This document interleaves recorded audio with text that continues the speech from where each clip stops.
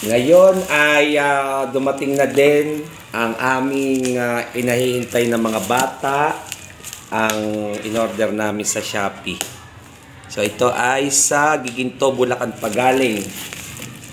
So alamin natin kung ano ang laman ng aming in-order. Ito ay napakatagal na naming gustong bilhin. Ito po, talagang yan. Yan, mamaya papuputokin ko ito ng papuputokin. Ayun. Ito, Ma'am Gemma, oh. Ang scoreboard. Tingnan natin ang laman. Ito. Yan. Itong scoreboard na to, pwedeng sa volleyball, pwedeng gamitin sa badminton, pwede rin sa table tennis, sa tennis. Yan. Yan ang box.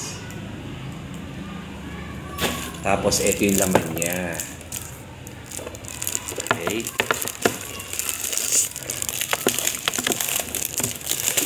Dati, Ma'am Gemma, ginagamit namin ito, yung mga, ano tawag dito? Kalendaryo. Pero ngayon ay, meron na talaga kaming totoo na scoreboard. Paano ba ito buksan?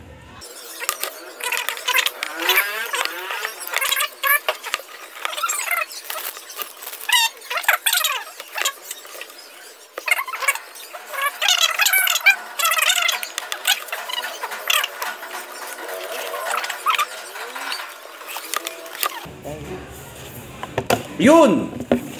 Nabuksan din ang scoreboard. Ayan, yan ang pangarap na pangarap ko talaga dito sa school. Ma'am Gemma. Di ba, di ba tayo may mga liga dati ng mga intrams dito? Ayan, o. Oh. Diba?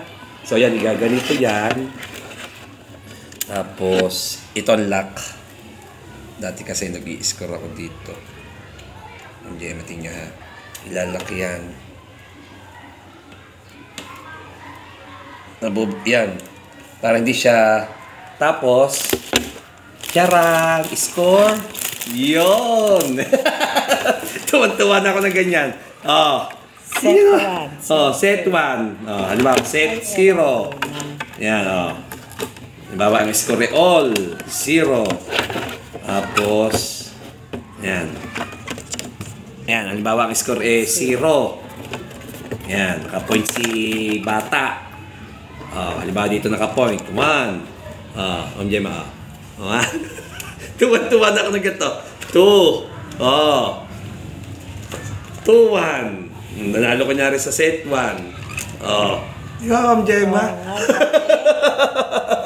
Ito yung pangarap na pangarap ko. Kaya pa ka pala loko-loko. Kaya ako loko-loko. Ito isa, ayan o. Di may scorean. Di ba? Hindi na choke. Hindi na na-choke, hindi na barya na inilalagay sa number, kundi ang tawag dito ay multi-function scoreboard. So ito ay pwedeng yung orderin sa Shopee, pwedeng scoreboard sa volleyball, badminton, table tennis, o sa track and field man, or any sport na pwede itong ganito.